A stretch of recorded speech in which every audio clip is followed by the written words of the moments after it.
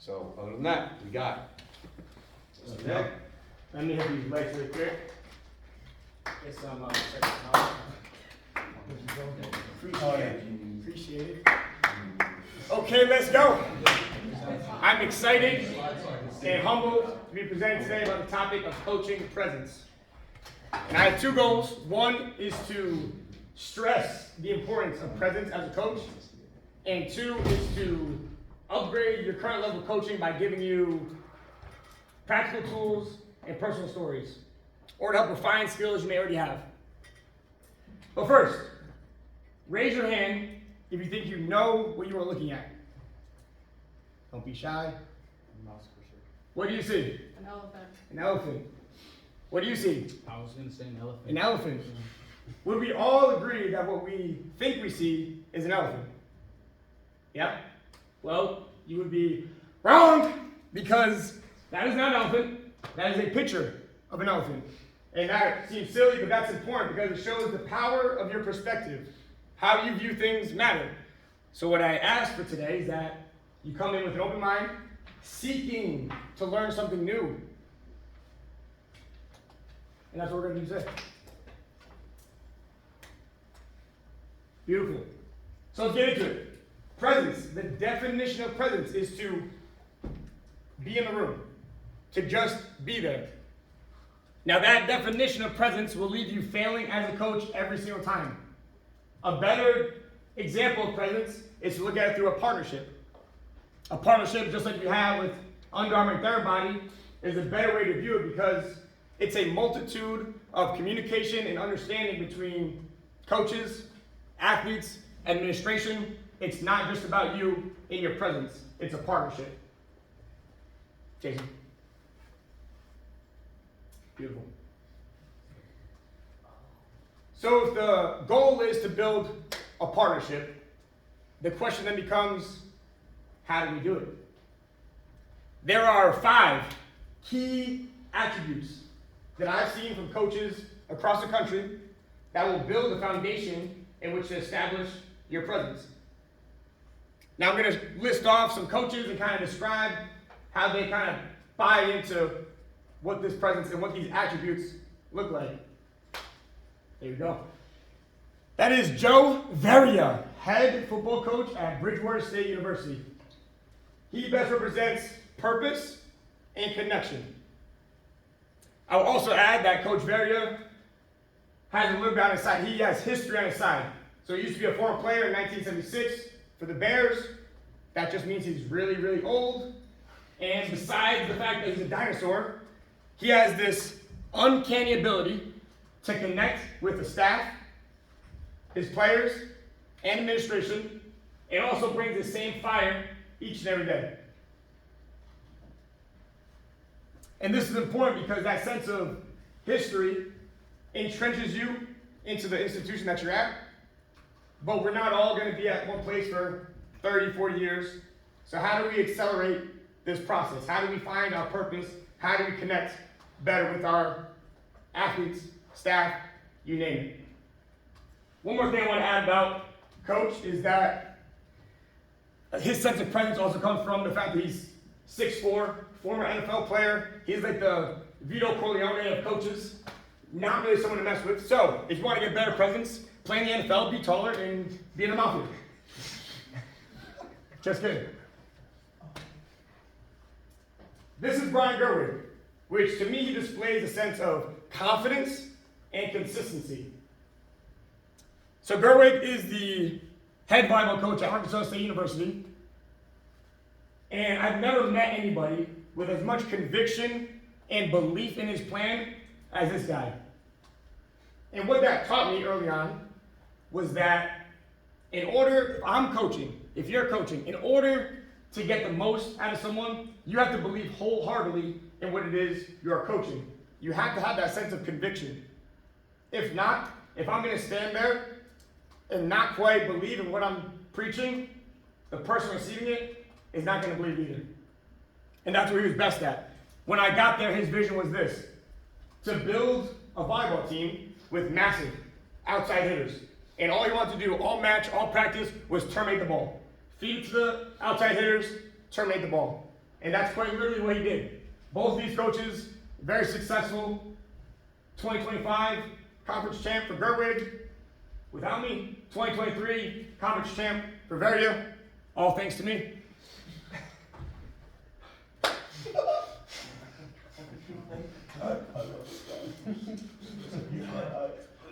Wow. And then we have this beauty. So this is Bob Wiley. And he is one of the most knowledgeable coaches I've ever met. So knowledge. And let me give you some context. So he started coaching the NFL 1990 for the Bears, Bucks, Broncos, Raiders, Cardinals, a bunch of teams. Stopped coaching the NFL in 2011. Got back into the NFL with the Browns in 2017. But before that, in 2013, Bob Wiley was coaching at his alma mater, West Warwick High School in Rhode Island. That happens to be my sophomore year. We go on to win the state title. And a lot of the credit can go to him in the presence that he brought and the knowledge that he brought to our team. I can remember sitting in classrooms just like this, offensive, defensive meetings, and he's in the back eating a bag of Cool Ranch Doritos. That was his favorite. And he's got the laser pointer, and he's talking to the linebackers. He's like, you know why the guard is pulling and the fullback is following? What are you supposed to do? Read your keys. Read your keys. And he'd be preaching to linebackers. Or we'd have our starting quarterback in the front, just like Joe, Cody Greenhall. He'd be chirping from the back. Hey, Greenhall, why is it that you can't look off a safety in cover 2? And we would all laugh. But everything that this man said, everything happened exactly the way he said it in the game. So going back to, if you believe it, having a sense of knowledge, his presence was unmatchable. It was tangible the second he walked in the room. And that's the same with all these coaches. The moment they walked in the room, they transformed the atmosphere of the room. And that's what we're trying to build. So, we're going to dive into each and every one of these key attributes in more detail. The first one being purpose. And along the path of being a coach, there's going to be times in which you may be unsure of what your purpose really is. You might doubt it. So a simple but not easy way to figure out what your purpose is through trial and error is this. I call it the fan test. So the fan test, again, is simple but not easy. You take whatever shit you think you love, you pick it up. We'll call it coaching. You walk over to the nearest fan and you throw it against the fan. Inevitably, shit will hit the fan, and there's one thing for certain when shit hits the fan. You will be covered head to toe in shit. That is unpleasant. Think about that. Now there's two options when shit hits the fan. You will either sit there in your shit and say, man, I love this shit. Or you will immediately be disgusted by the fact that you're covered in shit and say, man, this shit stinks. Either way, those are both good. Either way, regardless of the outcome, you have just discovered a new understanding of what your purpose is. Because if you can't love the shitty parts about what you say your purpose is, then you can't enjoy what the roses smell like as well.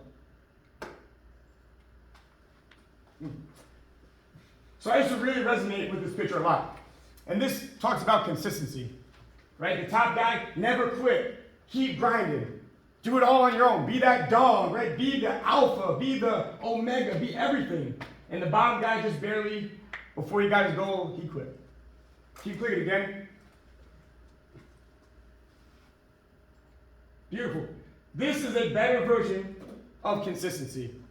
It is a lot more effective and efficient if you can build a circle, build a team, talk with coaches, get support in order to accomplish whatever the goal may be. So when we think of consistency, yes, we have to be hard workers, but we think it's always on us. It's a lot, let's think of it like this. If we create a group of like-minded people, there's now a sense of social pressure, right? And this social pressure does two things. It supports you, it helps you in whatever the goal may be. Everyone may be able to benefit from it.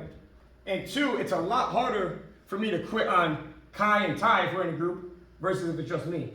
Right? I speak my goals, my aspirations into existence. We're all aware of it. Now I can't let them down. I gotta stay consistent. Okay. Think about Bob Body for a second. Knowledge. There's, in life, but coaching. There's book smart, programming, exercise selection, and there's street smart. Everything in between. Knowing what they like to do, knowing what's on TikTok, all that stuff. So what we're gonna do here, raise your hand if you are willing and would like to play a game. Okay? Keep your hands up, because I'm gonna pop open a quiz here. It's okay, Jason, I got it. Take over. You can take out your phones, and we're gonna scan this QR code. I need to log in. But we're gonna scan this QR code once I log in. We're gonna continue as Nicholas.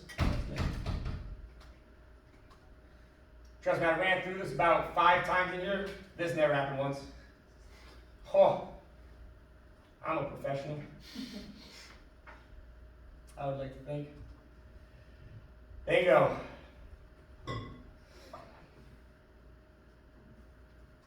No way. No way. Continue with 3 participants. Give me a quick little moment here to digest what's happening to me in my presentation. Is it teacher? Yeah. Son of a gun. He's a professional Three people teacher. can play. We could do 3 people. That would make this even more interesting because there is a prize. That's rude. Okay, ready to start? Participants, scan the QR. The first 3 are going to be entered in. Holy smokes, this just got real. Hate to break it to you, we're playing for $100. Not kidding. We got time. We got Cam, we got Flash. I guess it's everybody. Can anyone else join, or is it just 3? Try to join. I'll give it another second. No? No? Alright. Here we go. Everyone can play with the work to rest ratio of 1 to 12. You have 5 seconds to answer, by the way. What is the required rest for 8 seconds of work? I guess I did that. You have 3 seconds to answer. Nice. One of y'all missed. Next up, live action. What is the recommended daily protein intake for strength and power athletes according to NSDA? Hurry up, 5 seconds. Pressure is mounting. Excellent, we all got that right. We all got protein. Let's switch lanes a little bit. Which is an image of an athlete trolling? I didn't give you any time to read it, that's okay. Now quick. Oh, no one, all right, listen. If you say 6 or 7 reps of anything, every kid's gonna troll you. So just know that. So you can either be prepared for it, have something to say back, 4 or 5 is better, or you can just ignore it. Next question. I'll give you time to look at the question here. Outside of training, what matters most during your athlete's day? Think about it. Street smarts. What do they really care about? Sleep, nutrition, their phone. Their phone. So far, we're pretty much all tied, I believe, which is good. This next one might be a decision. Double points. When is Will Thompson's birthday? Oh, man. Yeah, let's see if you got it right. Look at that. Who's our winner here? Who's our winner? Check the podium. Yeah, we want to do that. Flash. You got last, by the way, Flash.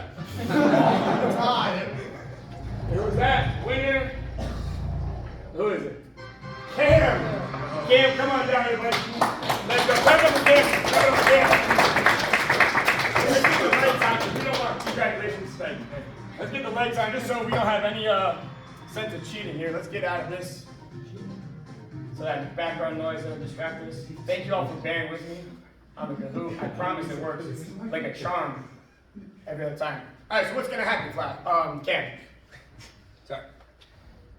Roll those dice. All right. Whenever you want. Whatever number you get is the amount of attempts you'll get to shoot a ping pong ball into a cup filled with water. It's like beer pong, but with water. I wouldn't recommend. You can drink it fresh. So why don't you roll that dice? Let's see what he gets. Wow. You get one shot. You temper it, hold it, That's all I need. You get one shot for $100.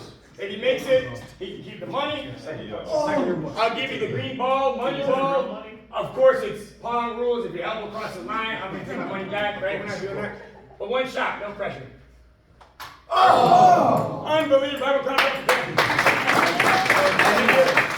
I'll take it back. Okay, let's get back to business. So again, knowledge is super important. If we just think about Bob Wiley, also a physically imposing person, but just the sense that he had knowledge gave him presence in the room. Will this click for you, or do I have to get back into it? Yeah, it's not working. It's okay.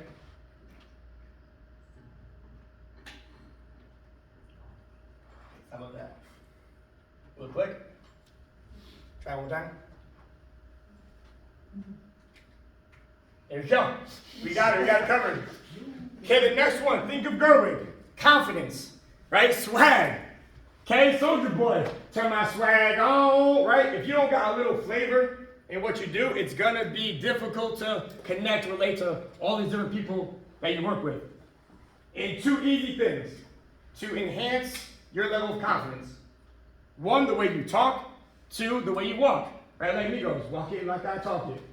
So, thank you. So the way you talk, you should be projecting from your belly, your diaphragm, to speak to the entire room. Having a good awareness of your rate of speech. If you talk too fast, no one's gonna know what you're saying. It'll be very confused. You can ask questions, you can raise your hand if you have no idea what's going on. If you talk too slow, people might get offended and things could go sideways. So just find a rate of speech that works best for you. Another thing that I always work on is a power pause. A power pause is a super useful tool in controlling and making sure the room understands and can digest everything that you're saying. So you pause to allow time and space for all the information to be processed. One thing that I believe confidence is innate. I don't believe confidence is natural. I believe you have to work towards it. I think you have to experience things to get to that level of confidence. So a better example, because Soldier Boy is cool, but a better example of this guy, the get to the chopper. This is Arnold Schwarzenegger. Okay? Arnold Schwarzenegger. A great example of being confident. I read this book called Failing Forward. And it talked about this thing called the fear cycle. The fear cycle is simple. You fear something, there's inaction because you fear it. You don't do anything. Right? Pretty girl, you don't talk to her. Because you don't talk to her, there's now inexperience. You don't know if she would have gave you the number or not. Because of the inexperience, there's inability. You never get better at talking to girls or whatever. So now you stay in the fear cycle. You keep going around, around, around.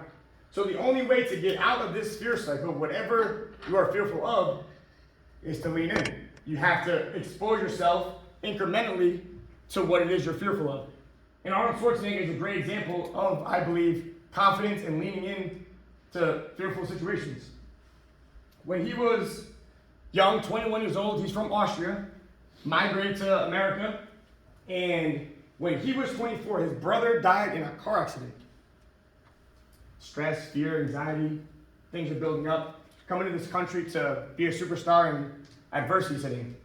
The very next year, his father passed away from a stroke. I think we can all understand the weight of that. Outside of his personal life, in his professional career, professional endeavors, he was first a bodybuilder, a really good bodybuilder.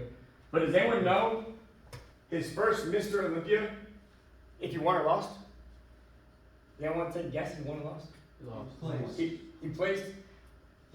lost to this guy, Sergio Oliva in 1969. That guy's jacked. But after losing one time, Arnold Schwarzenegger won 6 consecutive Mr. Olympias. I would call that failing forward. I would call that gaining confidence through experience. Terminator.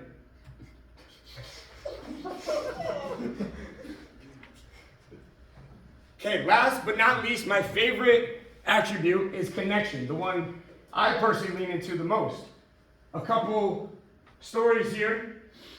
On the left there, that's me in the back of quarterback SP, Sean Pagano. We're having a conversation about how he's mad he's not the starting quarterback. Mind you, the kid in front of him is all conference, plays in the Arena League right now, really good player. He's like, coach, like, why aren't the starter? All this stuff. We would have never had that conversation had we not had a connection. His family has a beach house in Newport. We would have cookouts there. In Rhode Island, we'd have cookouts there. We relate, obviously I'm his coach. We would relate on the fact that we're both Patriots fans. So we found common ground. We built a connection. And so I'm giving him advice in this picture. Hey man, like you gotta be ready to go. Like you never know when your time's gonna pop up. Be ready to go. Of course, because we had this conversation, halftime, starting quarterback goes down. SP comes in to save the game. We lose 49-16. In this one, a camper from Japan. Connection. How do you connect from someone that doesn't even speak your language? In this picture, he's teaching me, it's a partnership. He is teaching me how to count in Japanese. Ichi, ni, san, shi, go. 5. 1, 2, 3, 4, 5. Kyo? Yeah, I remember. So he's teaching me. I'm trying to find common ground. I'm trying to find a way to connect with someone that probably feels a little invisible in this huge environment.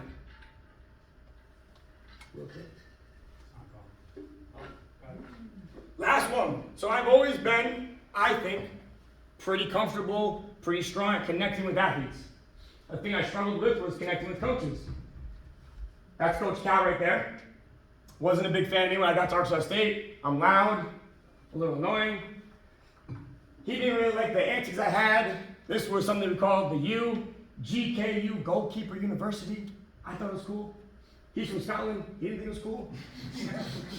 He's like, this ain't American football, dude. Like, relax. Like, this is like a gentlewoman sport, like, classy.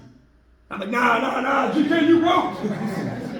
So, I had to dial back. I had to connect with him in order to get the whole team, the whole unit on board. So we'd have conversations to understand each other, right? Just a simple act of stepping away from what you're doing, take a step back, and then dive in on a separate occasion really helped me connect and grow as a coach.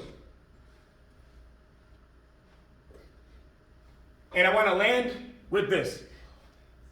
So the 5 key attributes: purpose, connection, knowledge, consistency, and confidence, right? You have to have that. Those were the 5. But with all that stuff I just talked about, you can be the most knowledgeable, the most consistent, all these things. It's not a matter of what you say that makes an impact. It's a matter of how you make someone feel. And that is lasting presence. Thank you.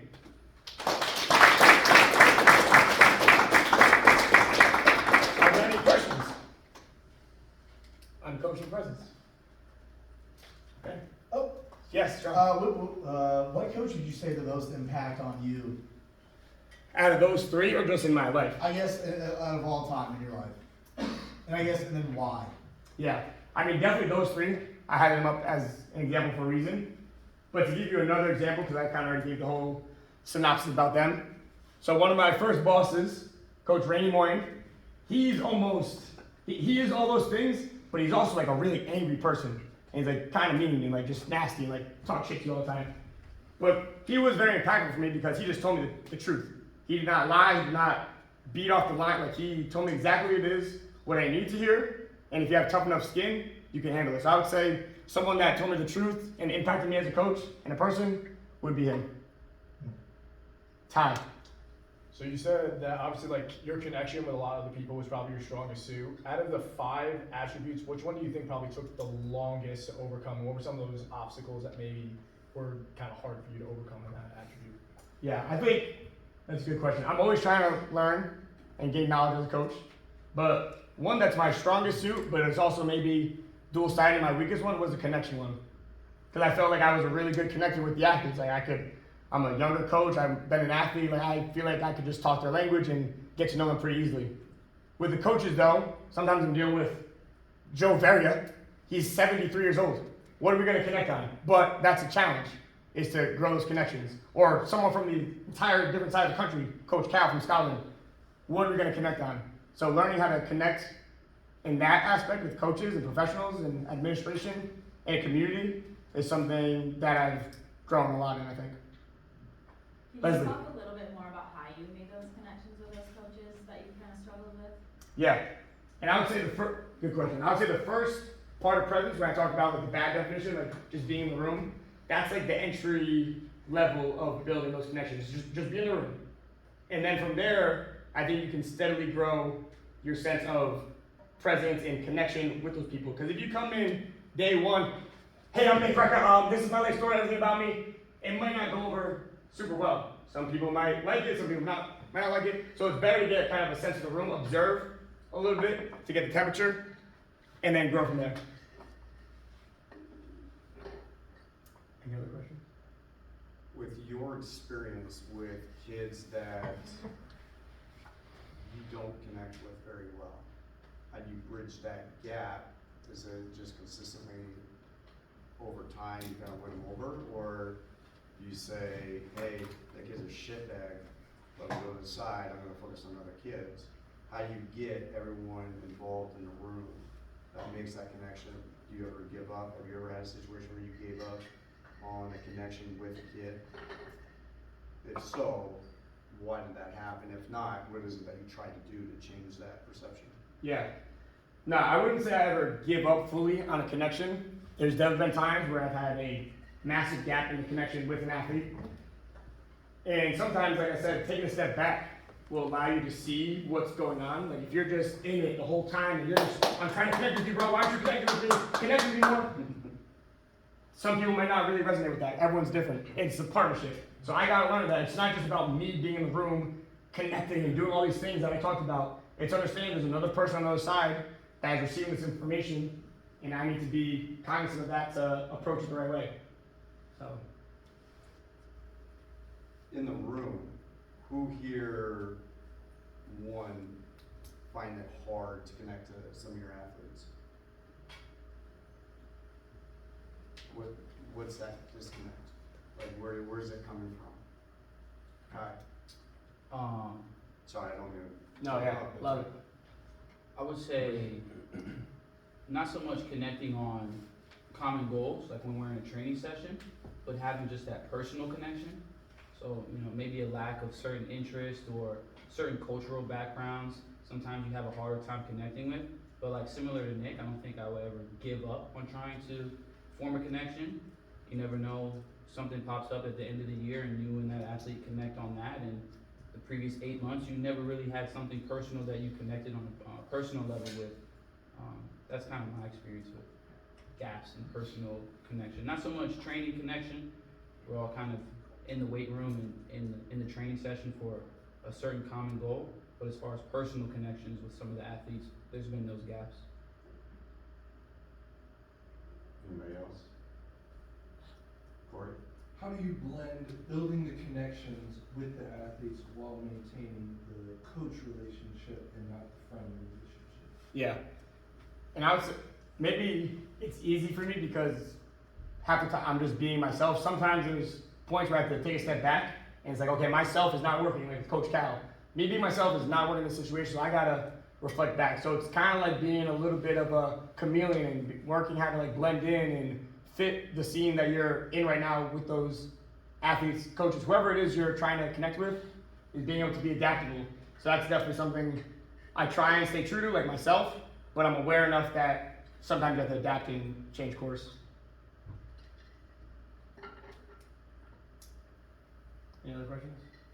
No? I also want to just say thank you again. This was one of my moonshot goals for actually the year, to be able to present. So I'm very humbled to be able to speak in front of everybody. Again, I think you're all smart coaches, but in front of a lot of smart coaches and people that I've never really met before or have a connection with. So I appreciate you being in the room and allowing me to present. Thank you.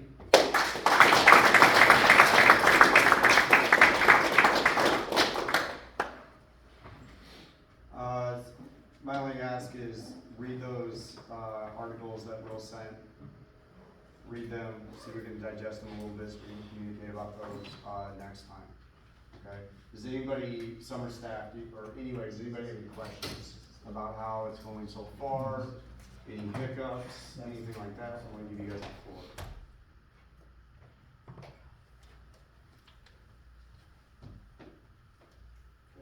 silence is compliant. So, all right, awesome job. Give you guys about 30 minutes back to your time. Thanks, guys.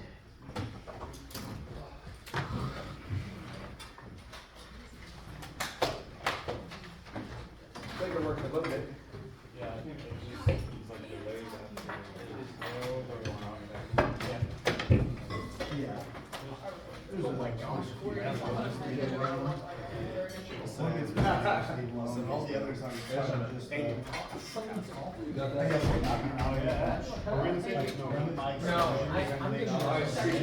Appreciate it. I emailed Joe.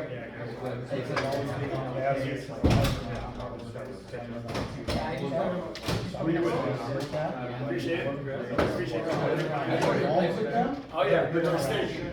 Used to play, I mentioned so it's like That really makes sense. I said I'll just, whenever I get a car.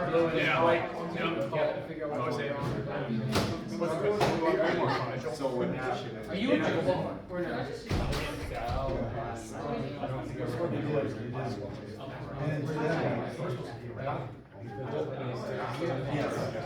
Was that? You're around yet? Oh, you saw Okay. it? Yeah, no, he was, you ever see the Hard Knocks? Yeah. Yeah, no, he never has some pretty stories. I had to. That's probably No, what happened. there's no cameras. Oh, this house.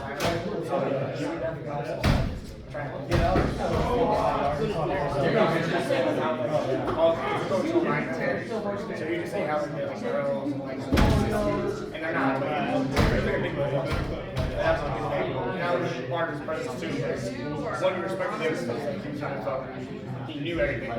How you gonna deny this guy? And then he's like flushing the ball, kind of breaking the ice and everything. So that was just focus. Were you just on vacation?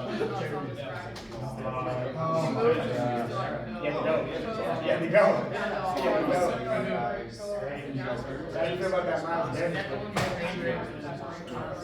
It's roughly about that, especially some cities. Right. Yeah, they like had the squad. Thank you.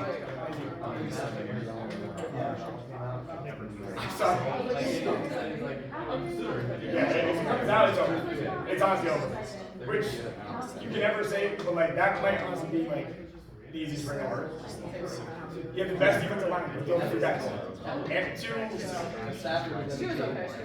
Yeah, which he should have. I'm a captain.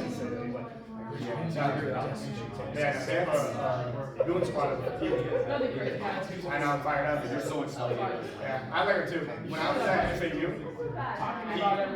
he went to Ole Miss, and the strength coach that was at FAU was at Ole Miss, so there was a connection there. So you know he's training, you were like working out. So I was like, you see him like working out, like, he was a cool dude, I'd say what's up to him. Like, he wasn't really like a big ego guy, like, oh, you can't say what's up to him. He would dap you up and say what's up.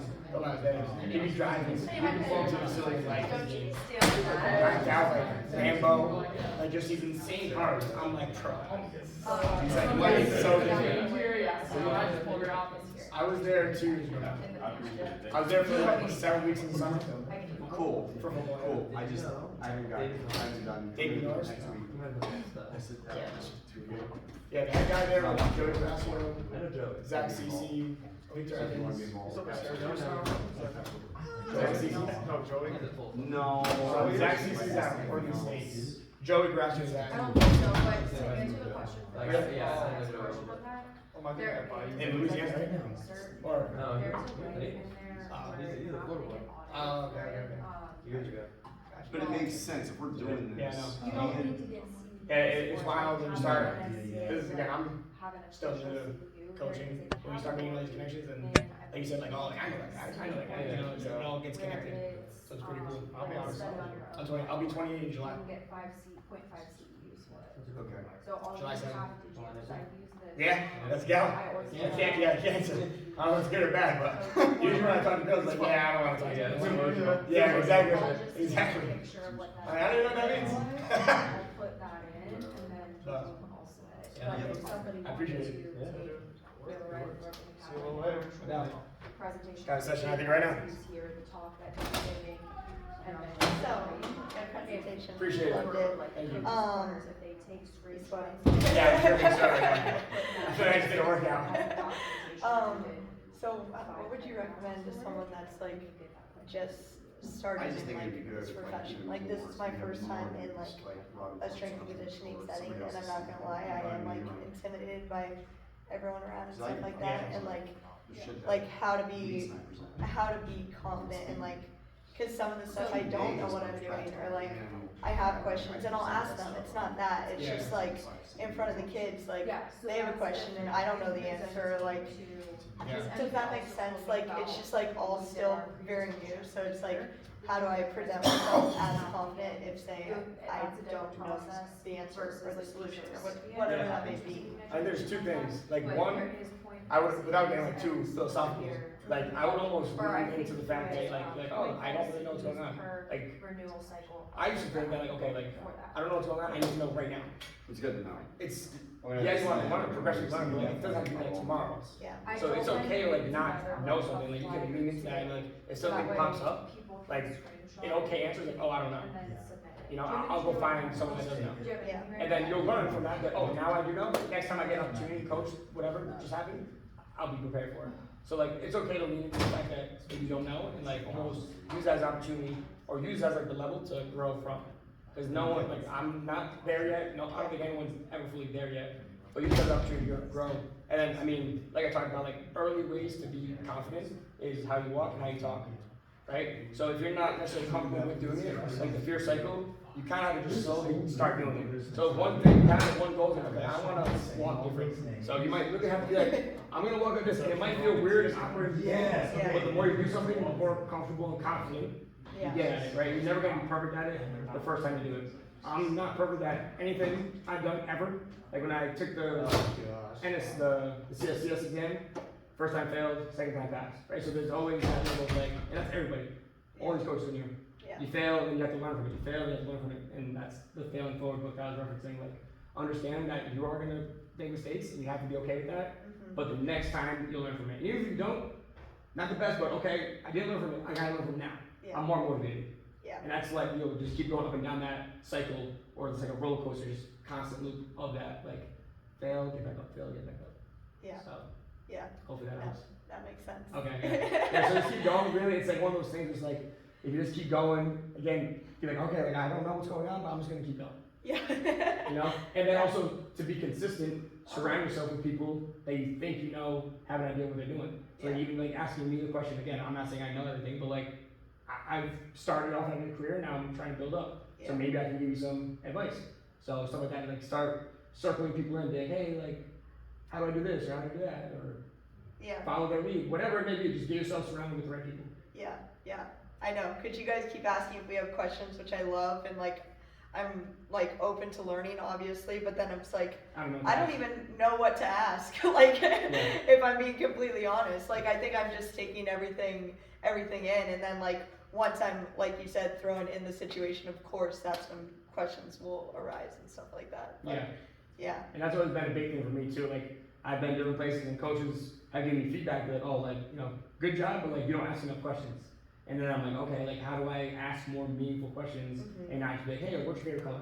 Hey, why are you doing this on your toes and not your heels? yeah, Or whatever. yeah. Like just asking more intentional questions. So that's something I still try and get better at each and every day. So yeah, just keep. And again, starting off in your career, there's gonna be things that you're gonna look back on and think, oh, I wish I did that, and that's okay. Yeah. And I will say, like being here at IMG, we have so much stuff. So you're probably like, oh, I want to maximize everything that I can. Yeah. That's a great mindset, but also know the truth that like you're not gonna be able to do everything 100%. So maybe literally write down goals that you want to be like, okay, I want to like sit down with yourself, like, and I want to take some quiet. I want to do this. I want to be more confident. This is my goal for being at IMG. I want to be more confident. What maybe take some of the things I talked about. Okay, I want to walk better, talk better. What would that look like? What would a confident version of me look like? Write that out, have a plan on paper, and then slowly just start chipping away at it. That's the best thing. That's what I do. That's something I didn't do early on in my career, was like sit down with myself, write down actual goals, and then take actual steps towards it. Yeah. So I think that would be a good way. If you're like very like detail oriented and like process oriented, Mhm. that might be a good way to go about it. Okay. Yeah. So, Makes sense. all right. Right on. Thank you. No I doubt. appreciate it. No, I appreciate you. Thank you. Uh, If y'all weren't in the room, I'd just be talking to myself.